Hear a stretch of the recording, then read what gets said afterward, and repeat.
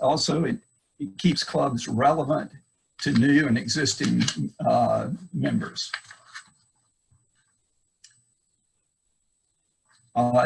So next is our new vision statement, which is really the basis for the strategic plan.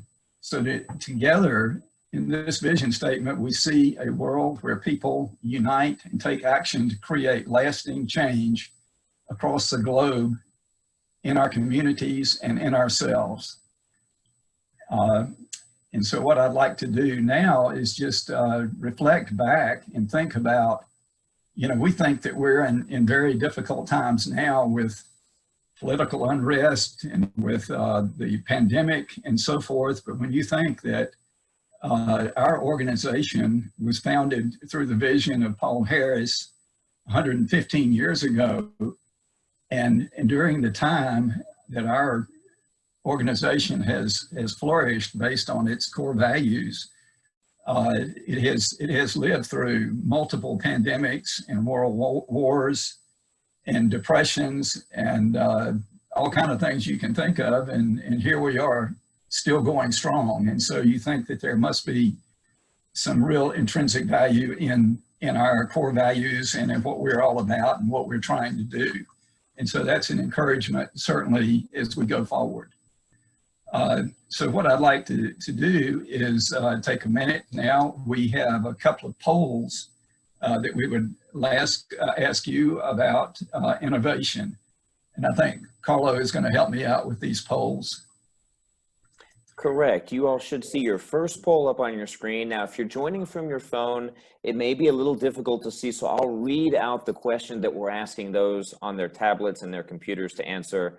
It's to evaluate your club's willingness to be innovative and take risks. So to choose one of the following: number one, my club is very innovative and finds change exciting. Number two, my club is somewhat innovative and willing to adopt new ideas if motivated. Or number three, my club is not very innovative and does not adopt change easily. We'll give you about 5 more seconds or so to choose your answer and then click submit. We'll go 4, 3, 2, 1. Okay, we're gonna end the polling. And Paul, I'm gonna share the results with everyone. And you wanna, just for people that may be on the phone that can't see the results, you wanna just briefly share what we found? Sure thing. So I guess it'll be up in just a minute. So far, I'm not seeing it. It may be, since you're using dual monitors, it may be minimized, but I'll go over it. It looks like we have 35% find their club innovative and finds change exciting. 59% says that their club is somewhat innovative and may be willing to adopt new ideas, and 5% shared that their club is not very innovative and does not adopt change easily. Well, I'll reflect on that just a second, because I think some of the innovative clubs are doing Zoom meetings and doing a lot of different things.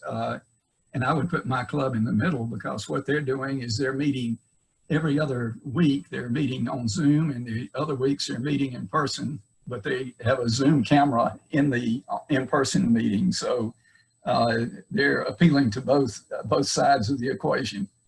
Well, very good. I guess we can try the other poll now. Sure. So we'll launch a second poll, and this is taking into account the first poll about innovation. Would you have answered differently to that previous question prior to COVID-19? Would you have answered that question differently prior to COVID-19? It's either yes, no, maybe, or I don't know. We'll give you a few more seconds. 4, 3, 2, 1. All right, we're going to end the polling and we'll share the results. It looks like most of you, 72% said they would not have answered it any different, that COVID-19 maybe didn't have much of an impact. 7% said yes, COVID had an impact, I would have answered it differently. And a few said maybe or I don't know. Paul? So I think on the first poll, most people hit in the middle. They were moderately innovative, and they continue to feel that way, I suppose. So it's good that I think that they're somewhat conservative but they're also somewhat innovative. So that's I think that's a pretty good sign. Okay, we will go to the next chart if I can make it go forward. And next, we will hear from our new Rotary International President, Holger Gnack. And let's see, I guess I need to hit a button. And it should not be a surprise that our vision statement begins with that we can hear word. just fine. Good. Together, we see a world where people unite and take action to create lasting change and plan. It's all about growing Rotary and helping us to adapt to the digital age. Ability to adapt. I would like every Rotary Club to have a strategic meeting at least once a year. Each club should be asking where they want to be in 5 years and know what value it brings to their members. He's getting us focused on the strategic plan, which is based on the vision statement and the priorities and objectives of that plan. So there are 4 big priorities: to enhance participant engagement, to increase our ability to adapt, to expand our reach, and to increase our impact. And the objectives within those, and I won't read each of these to you, but we'll be talking about these types of objectives as we go further in this discussion this evening. So those, but the strategy of thinking about our vision statement and our strategic plan and our objectives and our priorities is coming up with the strategy which leads to action and which will lead together. We will transform into the challenges of the world as it changes. So next, I would like to point you in the direction of the Learning Center. And hopefully, folks, y'all are becoming familiar with a lot of the materials in the Learning Center, which have been recently updated. There's a lot of new material there that's very helpful. So a lot of those resources, the Rotary Foundation Basics, Is Your Club Healthy? Your club, that particular tool is really interesting in helping you do a self-assessment of how your club is and things that you can do, interactions that you can do to deal with areas that you need help in. The Rotary brand and also building Rotary's public image. So those are some of the resources, and I think we have a poll coming up here. It's poll number 2. And I guess, Carlo, you might be able to help us out with that one as well. And so the poll is there. And so let's see, I guess, yeah, have you visited the Learning Center on Rotary.org in the last 6 months? And so if y'all will respond to that poll, then we'll see how we're doing. We'll close in 5 seconds. 4, 3, 2, 1. We'll end polling. And Paul, here are the results. Looks like 62% have, so 38 haven't. Yeah, 62%. So 2/3 of you have, or close to 2/3 have used it, and it's, I think, an excellent resources. Some of you may have run into some issues with My Rotary in recent weeks, and that has been frustrating, but I think when they get that cleared up, there's an awful lot of really good information in the Learning Center, and I encourage you to use it. Okay, so the... Paul, there's another part of that poll. Oh, there is another part. Okay, let me back up here. Poll 2. Thank you. Thank you, John. So we've got another poll that's going to be coming up in just a second. All right, should be up, and this one has multiple questions.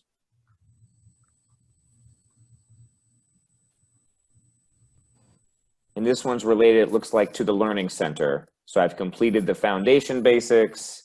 I've completed the Is Your Club Healthy? So if you'll just take a quick look, if these sound familiar, please answer. If you're not sure, because I know some of these may have happened a ways back, then just you can click on sure, no problem. These are totally anonymous. We're not going to come find you, knock on your door, and ask why you haven't taken the Rotary brand poll. Don't worry. All right, There we'll are give you four questions on this. correct. Thanks. We'll give you about 10 more seconds.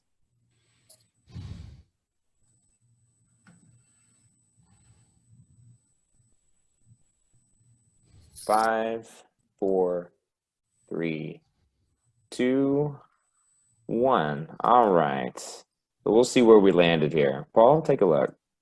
Okay. I think there's a little delay in my system, so it's not up yet, but it may be coming.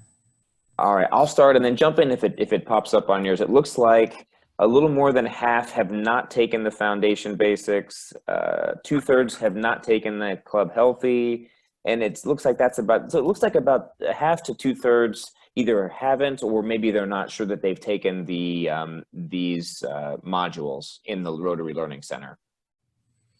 Well, I think it's a great opportunity, and I think the accessibility lately has been having some problems, but hopefully that'll be straightened out and it'll be a lot easier to get in there and get to the material because it is very good material.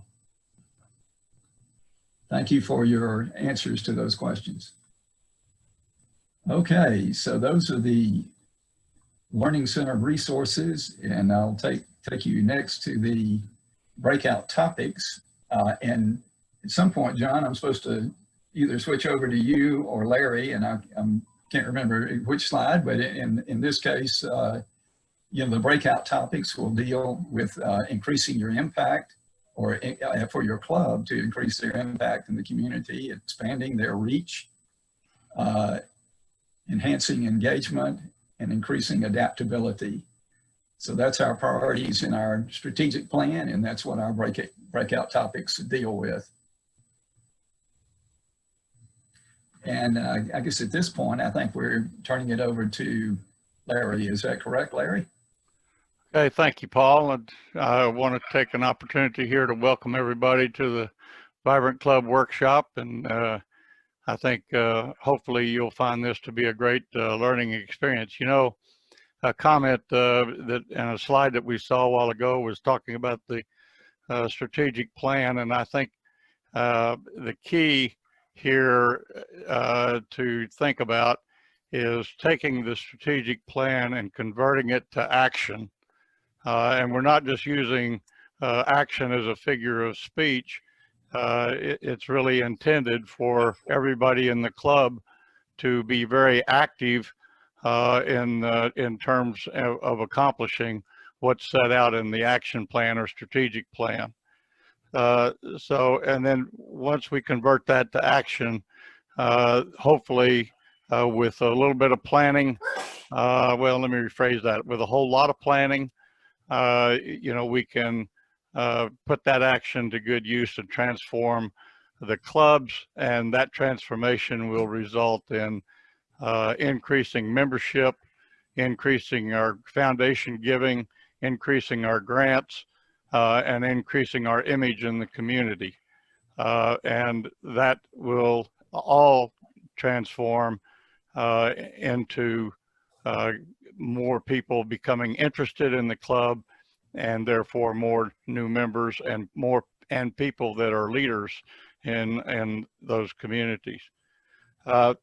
This slide is probably one of the most important, well, is in my opinion, the most important slide in terms of the action part, because in the club we have a membership chair. You should have a Rotary Foundation chair, and you should have a public image chair.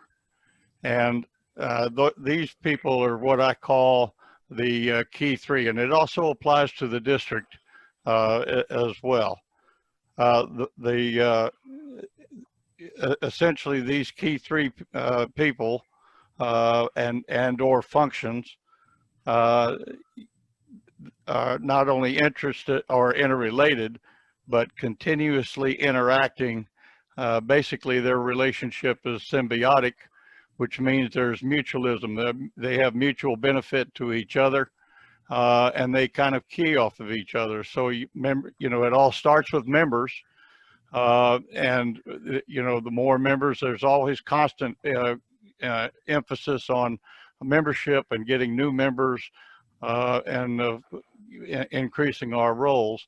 But by and with new members, we can increase our giving to the foundation, and by increasing the foundation or our giving to the foundation, we can increase the grants and the kind of grants that we get involved in, starting off probably with district grants, and then going over to global grants, and being able to handle those within the club, and giving great deal of publicity to those, which is the public image part, and will generate the kind of activity that we want. But in addition to the resources that we learned about just previously, I want to emphasize that the job descriptions are absolutely necessary.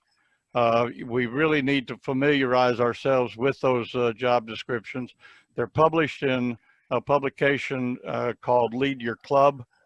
They were available at Rotary International, but I think now they're probably available, I think online through the Resource Center. And in addition, I think you can purchase a set of Lead Your Club at the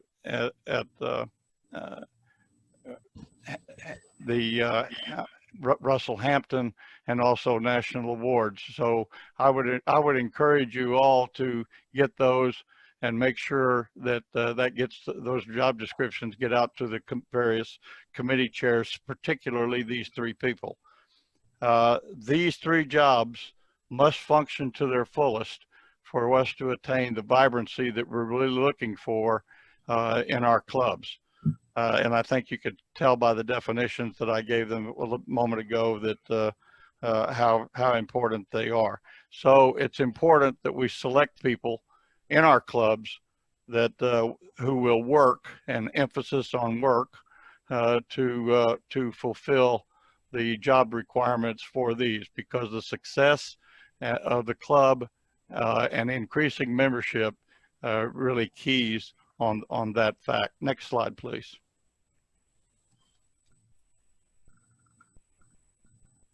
Hello, Paul. Yeah. Next slide, please. Okay. Again, we've talked about the 4 pillars, or the priority. Excuse me, just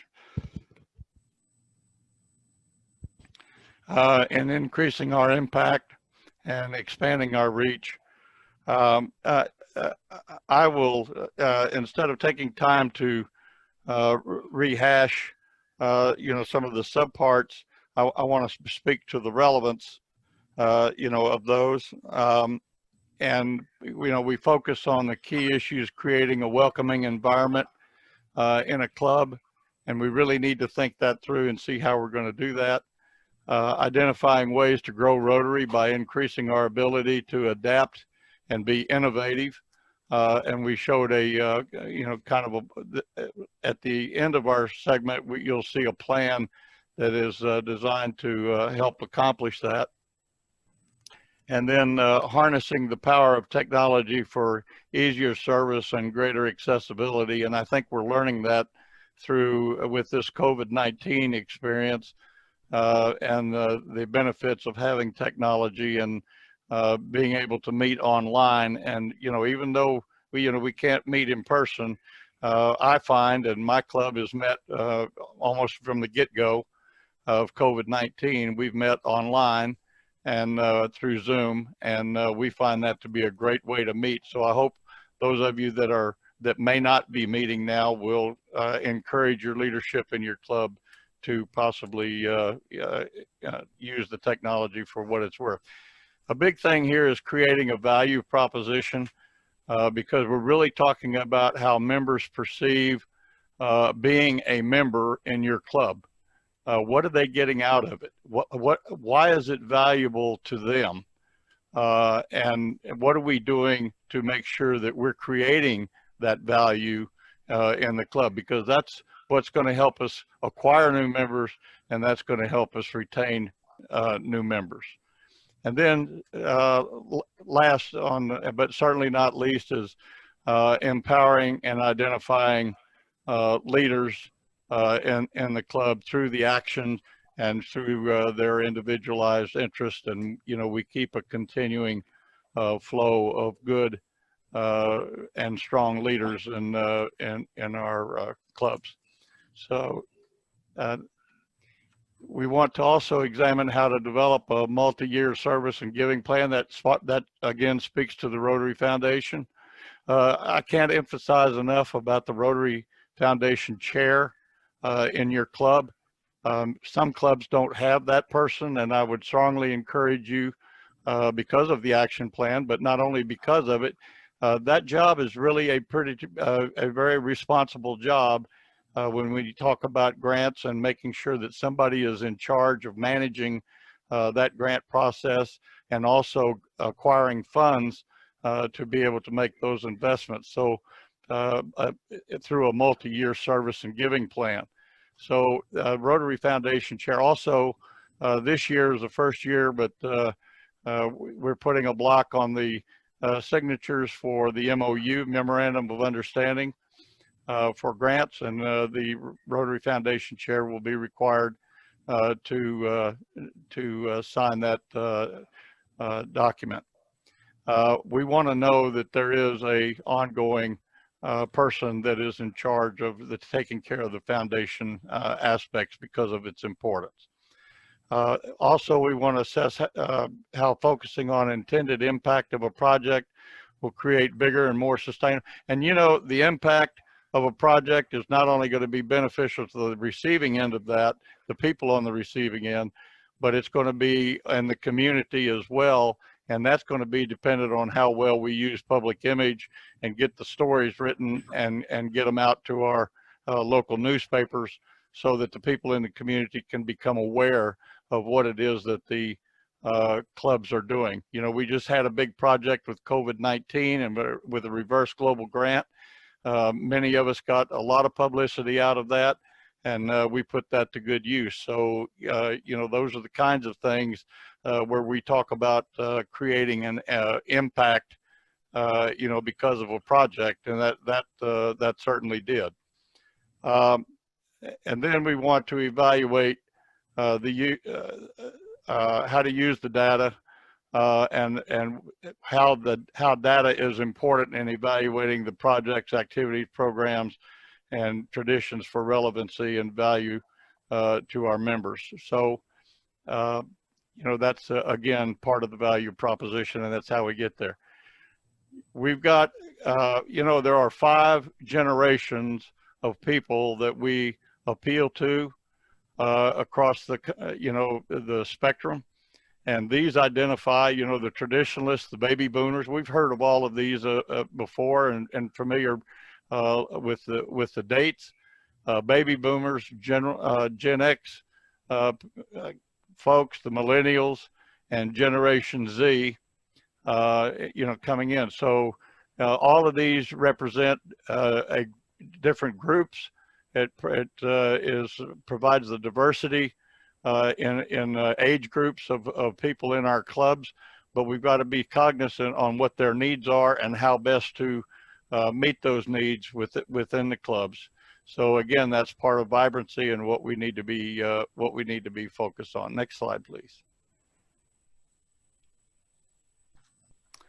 Okay, next I would like to introduce Lori Fickling. I think most of you, or many of you, know Lori from Cross Timbers Rotary Club. She and Andy Eads and Ginger Eads and probably several others have been very active. I consider them a very vibrant club. Their growth indicates that. And if you've ever attended their meetings, you'll see what I'm talking about. But in my opinion, they're exemplary in the engagement, adapting and innovating to grow a Rotary Club. So I've asked Lori to come and just spend a few minutes and talk about that to the group. Lori?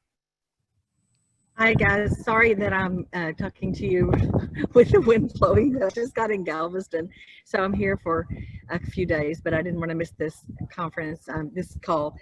So Larry asked me to talk a little bit about engagement, and I can only speak from experience. Our club is celebrating our 5th anniversary tomorrow. It's our 5th birthday party, but I've been in Rotary probably 30 years. So I've seen all the ins and outs and ups and downs of Rotary through the years, and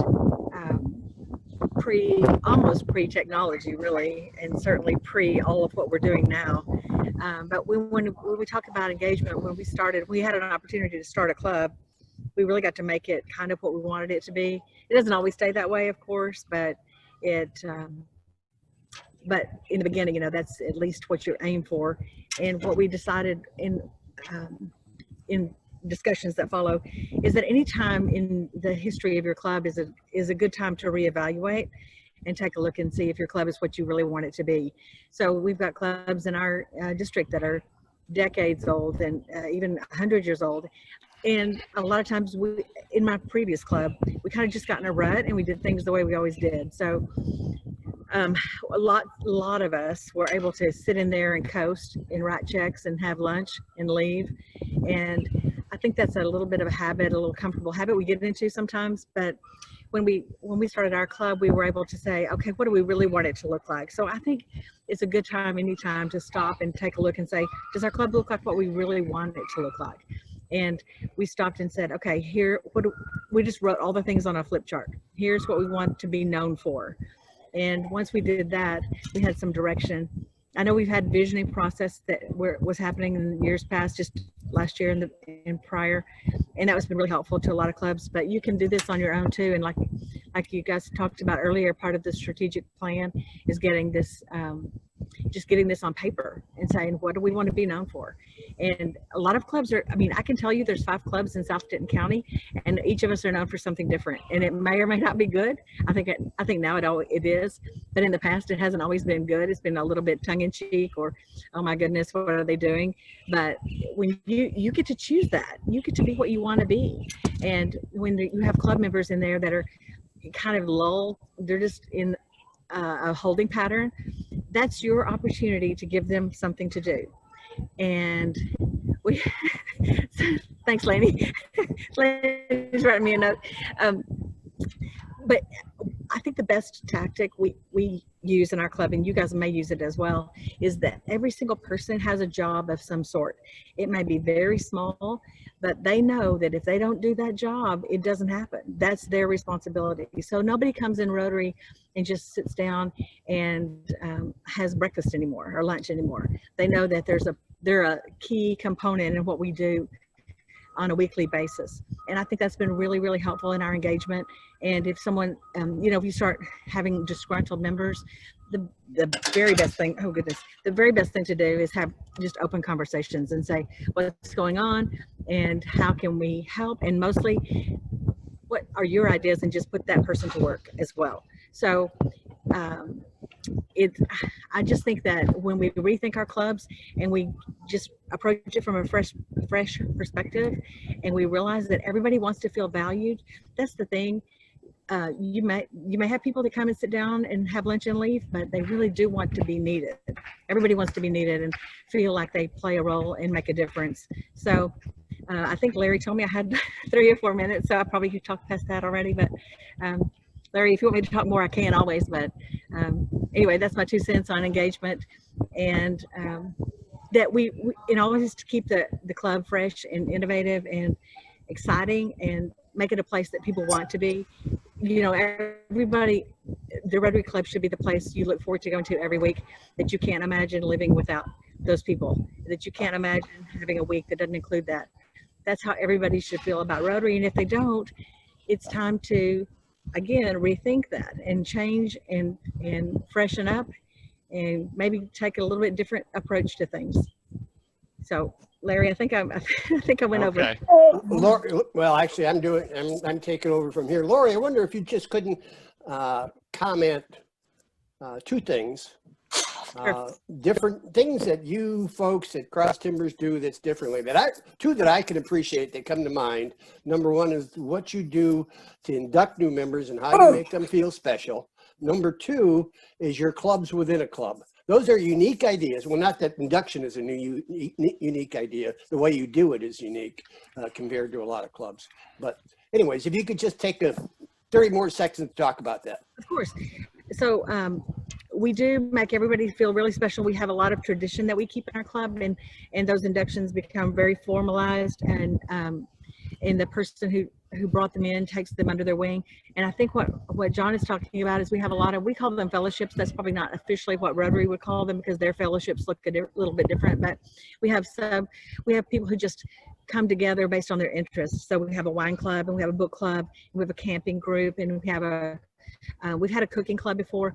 There's just different, whatever people's interests are, they kind of gather that way. And it's an unbelievable bond that they build because you don't have time to do that in an hour once a week. But when you get together and you're relaxed and it's 6 o'clock and you're all just chatting about something that you all enjoy together, or even we do camping trips, the camping club, the camping group, we've been on cruises together. And I think those social activities outside the club hour really make a difference in how people feel about each other and about their club and how bonded they feel.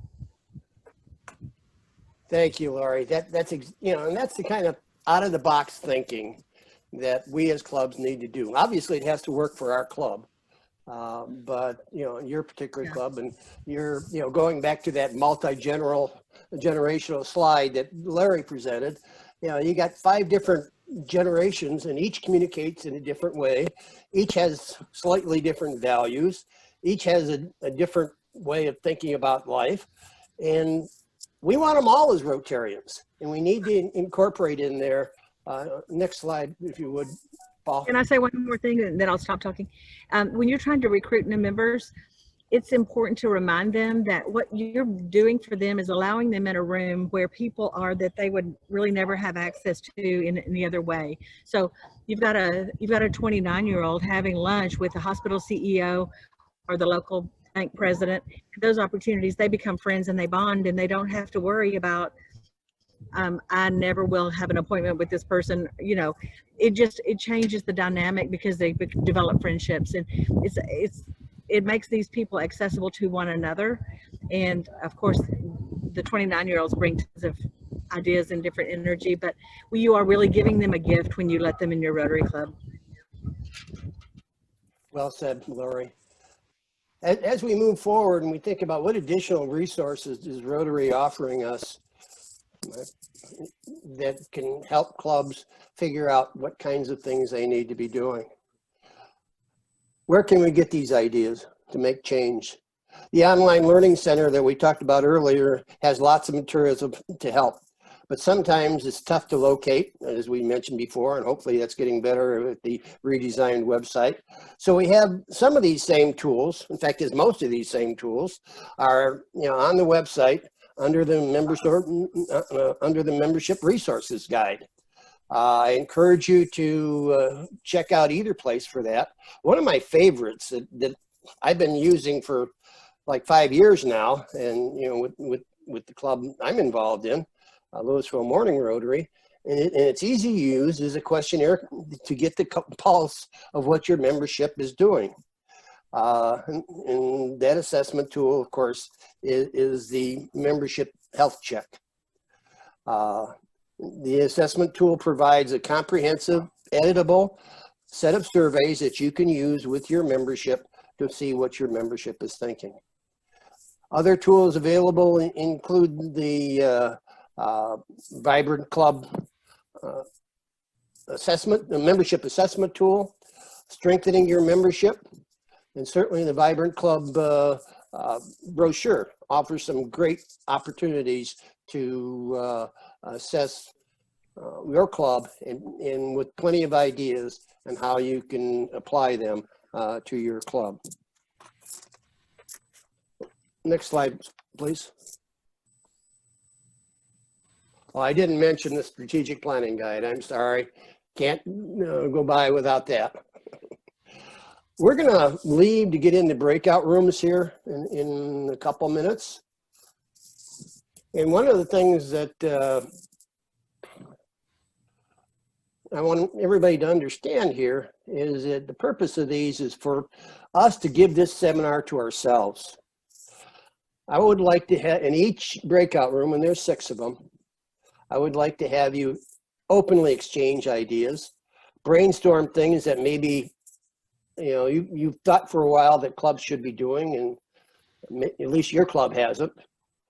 And then begin to create some action steps that you can write down for future reference. The facilitators, when you get into your room, will be asking for a volunteer to make notes and report out. Hopefully, we got some bold people that are going to be willing to report out to this illustrious group that's attending. You will receive a notification that the breakout room will close in a minute. The breakout's going to last 20 minutes. You may click to return to the main session at the end of 20 minutes, or Carlos will swoosh you back automatically. Next slide, please. You've been assigned to your rooms automatically, pre-assigned. The facilitator has a list of 3 questions. Each room has a different set of questions. Once again, facilitator will ask for a recorder and somebody to report out and to brainstorm those 3 key strategies, and then be prepared to talk about those after our breakout rooms are completed. Next slide. And Carlo, if you can swoosh us into our rooms. Sure, we've got you all split up. I will be here in the main session. If anybody has a problem or technical challenge, you can just leave the breakout room and come back to the main session, and I'll be your timekeeper. I'll flash messages, and you should have 1 facilitator in each room. Okay, for the benefit of those that didn't have these, weren't in discussing breakout topic 1, the 3 questions that were evaluated were: how can your club connect to young leaders and build culture and innovation? What changes could we make in our clubs to be more attractive to young leaders and create value? And would those changes appeal to other generations, if both current and prospective members? With that thought in mind, I know that Jessica is ready to help. We answered these questions, and then we'll ask Kayla to introduce her speaker. Go ahead, Jessica. And Jessica, I believe you may be on mute. There she is, but she's still muted.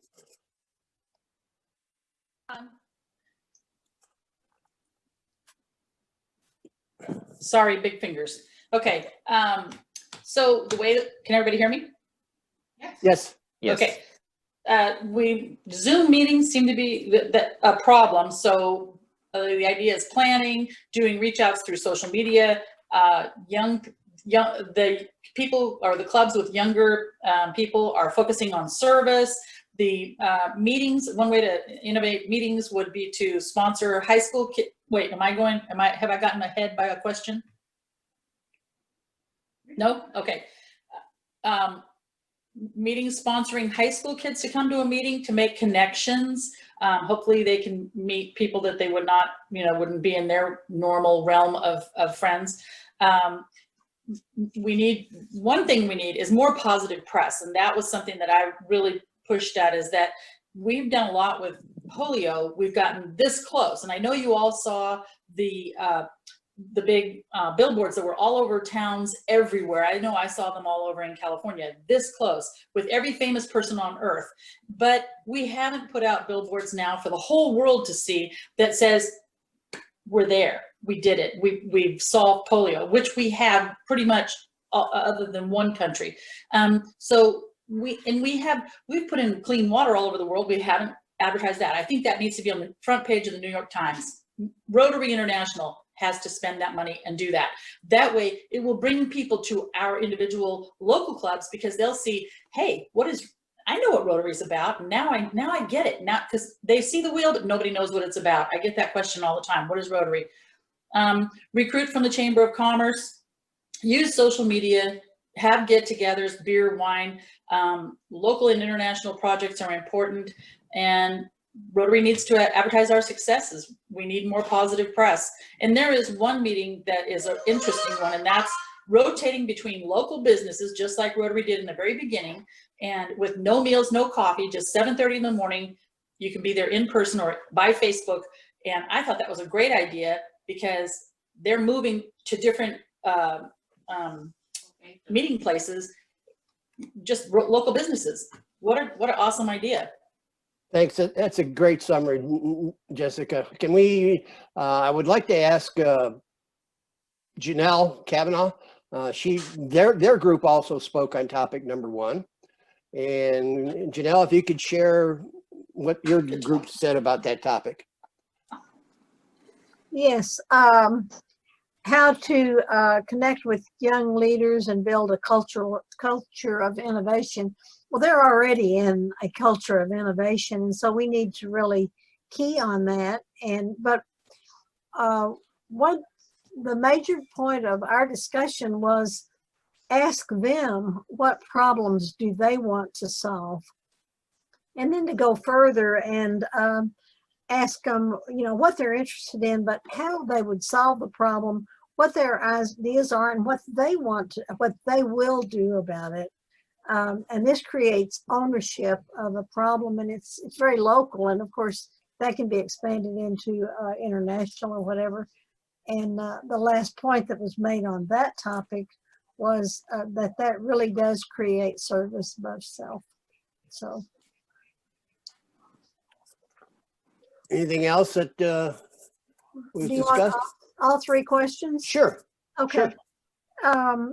The second question, changes to make the clubs more attractive. And of course, it's pretty evident Facebook, technology, getting them involved in that because they're the ones who are good at it. But just to use that and use it to our advantage, and which we're kind of growing into that. But we talked a lot about dues, and there were several good ideas. I'm not going to go over them because it would take too long, but one of them would be to have a special due for younger people. One of them would be to have where they would not have to pay for lunch, because some clubs it's mandatory whether you're there or not. And that's pretty much, but we talked a lot about dues because that can be very prohibitive. And then the third question is changes that would appeal to younger generations, or all generations, and that's to be sure and engage everybody. And also one point was made that every time someone speaks to their club, they give them a new member package. Now we invite people to ours, but we haven't had anything in writing, and I think that's a great idea. That's my personal feeling. So Thanks, Janelle. Great job. Let's move on to the next group of questions from topic 2. And I'm going to invite Mark Cloud from room number 5 to share what they discussed in their breakout. Mark, are you there? There he is. Mark, I think you're yes, on I'm mute. here. So apparently we're going to zoom is what we're going to do. Everybody's talking Zoom. So, yeah, so we talked a lot about, there's a few clubs that are still just meeting on Zoom only. And so they're taking this as an opportunity to learn new methods to meet up socially. The Louisville crew does a social bingo Zoom, which they were talking about. And so doing some fundraisers through the Zoom meetings as well. And some clubs are also doing hybrid meetings where you can have people meet in person and meet on Zoom as well. And that's the thing that our club does. It's worked out pretty well. I think that a lot of clubs are probably going to keep Zoom as something moving forward even after COVID is over and done. That's a really good method of having makeup meetings and or people that are out of town that still want to attend the meeting. If there's a good speaker they want to listen to, they can join on their phone even. So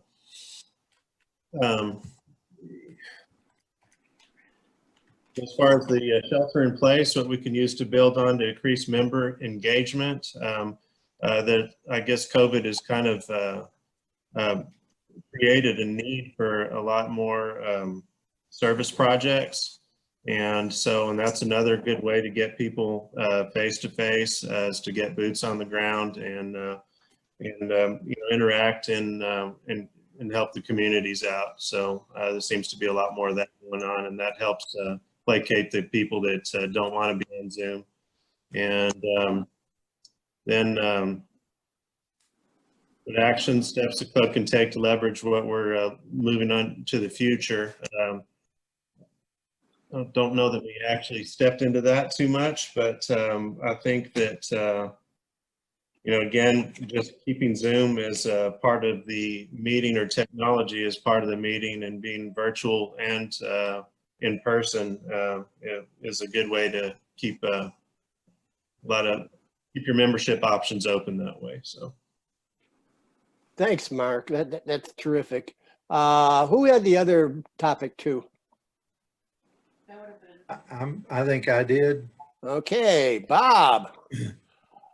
Our group talked about, what we've gotten, the value, I guess, of COVID to the challenges that we're dealing with.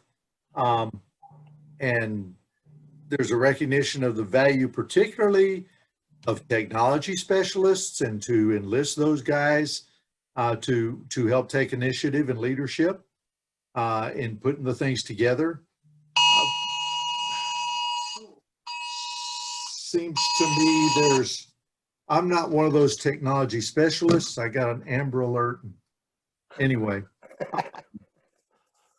we talked about the value of using the Zoom time, not just for the program, but generally we would sit around a table and eat before we would have a program. Well, use the first or last 20, 30 minutes of our Zoom time, and maybe even set them up in breakout groups, randomly chosen, kind of like we did these breakout groups in this, and just put 5 or 6 people together and say, y'all visit. It would be a chance to interact with other people, quote, face to face. And that might be a good service we can provide to our members, as well as help strengthen it for our clubs. Talked a little bit about, some of the technology of getting your back wallpapers. There's ways of getting some wallpapers and stuff, and some of the people shared how to do some of that stuff. Zoom actually provides better opportunities for speakers and programs, because there's a lot of times people can't make it to our physical meeting, but they could show up on Zoom and do a program for us. So there have been some advantages that we've learned. And again, we won't drop Zoom when COVID's over. We'll just add it to our repertoire of what we can use to help enhance our clubs. Thanks, Bob. Great comments, and it sounds like your group had an active session. Let's move on to topic 3.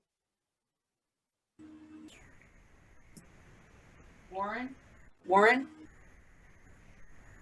Yes, I'm here. Okay. What did we discuss? Well, let's see. Is this on breakout topic 2?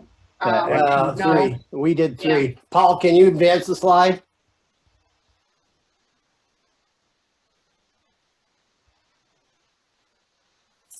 There we go.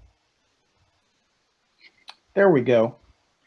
All right. How do we ensure every diverse voice is heard within the club? We discussed that everyone needs a job or responsibility so that they can be involved. We talked about the differentiation between older and younger members. And the idea is to put younger people in leadership roles with a seasoned mentor. Seasoned can be an age thing. Seasoned we think of as experienced mentor. And mentors can have conversations with potential leaders saying, what do you see yourself doing in the club? Let's talk about that. Someone mentioned watching out for outspoken members, because some people do tend to hog the limelight, maybe have some sort of a time limit. Let's see. Talked about clarification talks, getting to know you talks. We have those at Arlington North.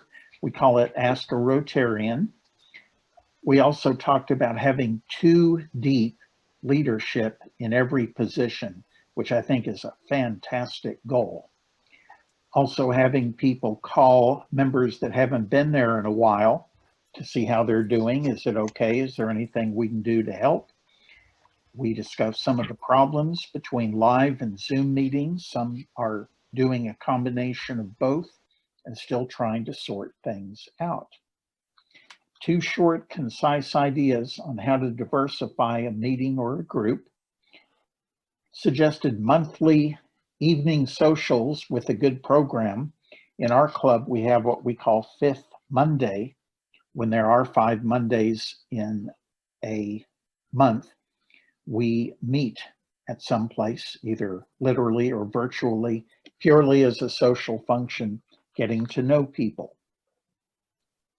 Suggested making a diversity inventory within the club.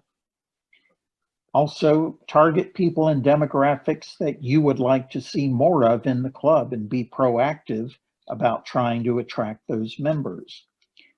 Other discussion, rotating social events at members' homes. This would also be a good plan to invite people who cannot attend daytime meetings.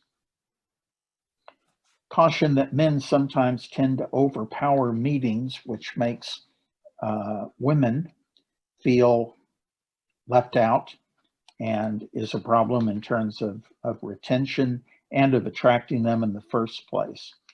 Someone also suggested giving every speaker who comes to the club a membership kit, a membership application.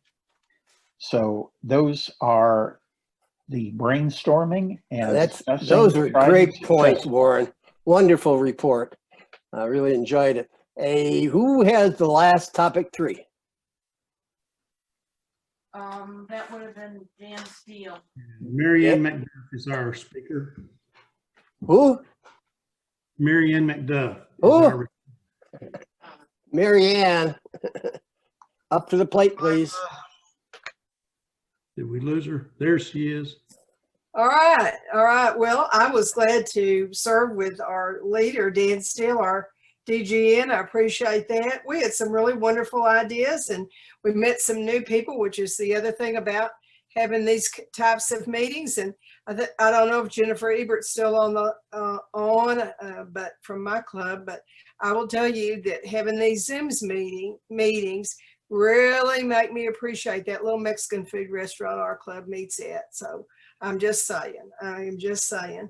And their air conditioner not working so much this time of year. But I want to say, how do we ensure every diverse voice is heard? Peter led off as an IPDG would and talked about the things, making sure that you reach out to people, you encourage, you engage, and make sure that they feel comfortable and talking to you, visiting with you, and make sure that you listen.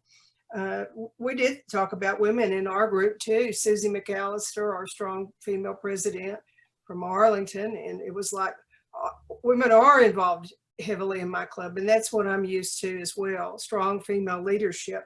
Maybe not the case in everyone, but still want to reach out and encourage. Conrad mentioned strategic planning and making sure that all voices are heard in that process, that all wishes and desires were heard. I'm going to talk a little bit about 2 ideas for verse that we talked about in the chat pane, but we just talked about them as a group. And we talked about diversity as individually from an individual perspective, but also from a group perspective. So we led off with the idea of just individually being welcoming in your club to make individuals feel welcome. And we also talked about diversity in terms of training and making sure that when we have training on membership foundation, public image, whatever we're doing or our events, to make sure that all clubs are representative from the East and the West. We get to hear from everywhere. In our group, we had folks from Mineral Wells and Denton and Arlington, Louisville, Burnett, Grapevine, Iowa Park, and Golden Triangle. So we were a pretty diverse group, kind of toward the end in terms of diverse voice and diversity perspective. Look at ways your club can do outreach to the community to involve diverse groups, someone maybe that you wouldn't reach out to. Just moving along then to number 3, discuss some successes that you've tried, worked. Any ideas here that you might like to try was the question. Conrad led off with talking about having new members assigned to a mentor, and that was automatically with that young and the new member, teamed up some diverse groups, and that was successful. Wooden Nickel, inviting people to come for a free lunch, a trifold displaying our projects. Paula was in her dining room, I guess, and held up her placemat from Burt Burnett with all the projects on it. So that I know that has been very successful. But just as one other mention, and we have to talk about this, continuing involvement of youth in all of our programs and all of our projects. So that was a quick summary. Thank you, Mary Ann. Nice summary. It sounds like you had a great, how did you get all the big people in your group? I don't know, but we had PDG. It sounded like you had a great discussion. Yeah. And new folks. I mean, and Stephanie that had been in the club a month, I think she said. Yeah, that's great. She's recording next time. Next slide, Mary please. Ann is just a magnet. She's just a magnet. Is that what it is? Oh, yeah. Yeah, we all flock to her. That explains it. Oh, gosh. Paul, can you move the next slide up, please? As we move in, let's review some key issues. First of all, remind everybody, I don't think I need to remind everybody, you've heard it 10 times, but I'm going to say it anyhow. Membership, foundation, and public image need to work together to fulfill our action plans for each of our clubs. Creating a welcoming environment in our club is extremely important, particularly when we have guests, and even when we don't have guests, welcoming each other. Identify ways to grow by increasing our ability to adapt and innovate, and harnessing the power of technology as we do so. Our focus thus far has been creating a welcoming environment, identifying ways to grow, harnessing power. But the importance is club members digging deep and planning for sustainable action. And what we want to do as we move forward is keep in mind that everything our clubs are doing need to have our Rotary's 4 strategic initiatives in mind. Increase our impact. We've discussed a lot of ideas today of how we can increase impact. Expand our reach. We had several discussions today about how we can reach out to younger people, different audience. Enhance participant engagement. Here again, several of you brought up ideas about ways we can get our members engaged and make sure they all have a job and feel like they're doing something for Rotary. And increase our ability to adapt. We hear all too much these days about how we had a pivot, but boy, did Rotary pivot, and a lot of us here have done it. And we're learning how to use technology and making it work. And guess what, folks? We got a whole generation of people coming forward that have lived on technology, and it's natural for them. It isn't like us where we got to learn. As we move to the next slide, Paul.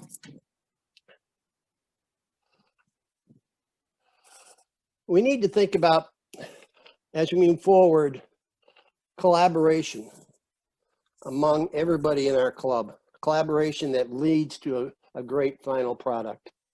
We need to prepare an environment in our clubs that everybody is free to share their ideas, no matter how off the wall they may seem. and treat those ideas as fresh ideas and that should be considered, at least talk through and figure it out.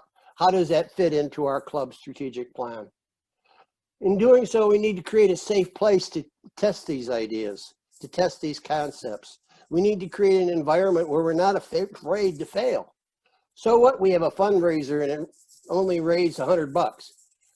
All the effort that went into creating that and the club members, that all has value to club members. Eliminate any preconceptions. I mean, just because nobody's done it before doesn't mean it can't be done. And what I'd like each of the remainder of us that are on this call to go away with is the idea that we're going to agree that we're going to implement some of what we heard today in our own club. Paul, on the next slide.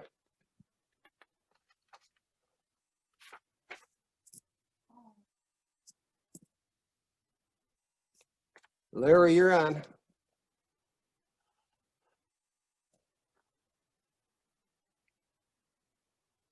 Larry, are you muted? Yeah, thank you.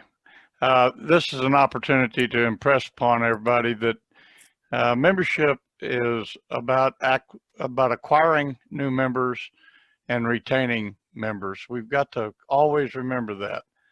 But the acquisition part of it, increasing membership in our clubs starts by asking people to join. That's something that we don't do enough of. You can't do too much of that. We have to do it. Not only do we need to do it, but we need to do it very frequently by each and every member in the club. And then retention, and I hope that y'all will write this down, and if you need this statement, I'd be happy to furnish it to you. On retention, remember that members who are welcomed, engaged, informed, and recognized, and let me repeat, and recognized, who perceive the organization as benefiting them, that's the value proposition we talked about, will not only continue as members, but will want to share the experience with friends and business acquaintances. Thank you, one and all. Next slide, please. And by, again, the strategy and action and put that all together. That's the formula to transform our clubs into vibrant clubs. And together, we will grow Rotary. Thanks very much. Thank you, everyone, for your participation. We sure hope we take this back to your clubs and start developing some action plans that move us forward. And with that, we'll call this session to an end. We're done. We are done, folks. Really appreciate you being on with us. I would like to put in a plug for the Key 3. The Rotary Foundation will have a seminar. We've got it penciled in for September the 17th. And so that is going to be a seminar that highlights each of our subcommittee and offerings for the Rotary Foundation. And we encourage you folks to come visit on the 17th of September.